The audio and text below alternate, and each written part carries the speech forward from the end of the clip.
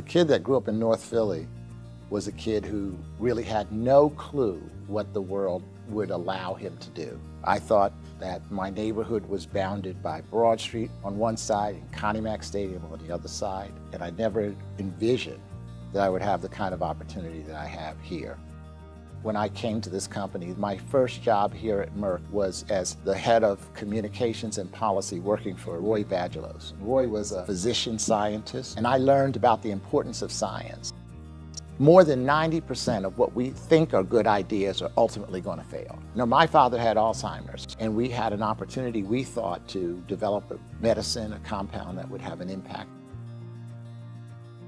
Failure isn't necessarily a bad thing because science progresses from incremental steps, and every time we fail, like in Alzheimer's, we learn something that puts us one step closer to the ultimate answer.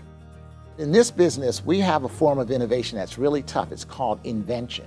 We have to invent composition of matter, things that can be patented that never existed in the history of the world. So if you're going to do that, you're going to fail more often than you're going to succeed. Someone wrote an anonymous question for me to answer in a big public town hall. Don't you think the only reason you got this job is because the company wanted to have its first black vice president? And I said to my entire group, in my kitchen, my wife and I think, you're brilliant and you deserve it. That's the story that works in my kitchen, but it doesn't have to work in your kitchen. And somehow it broke the ice with the group, and I never had an issue after that.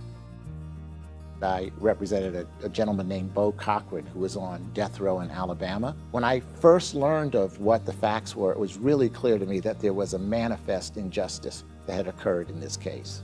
When he finally got out, he refused to blame anybody for the 19 years. There was no recrimination, there was no anger, there was no resentment. And I think that what he showed me is what it means to be a human being who can forgive and can take the long view. Merck has a really strong set of values that go back to its founder, who said medicine is for the people, not for the profits.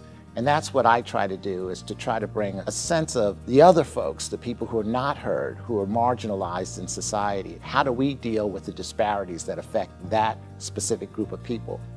And I was the son of a single-parent father who gave me the single most important leadership advice that I'd ever got in my life. He said to me, Kenny, what other people think about you is none of your damn business.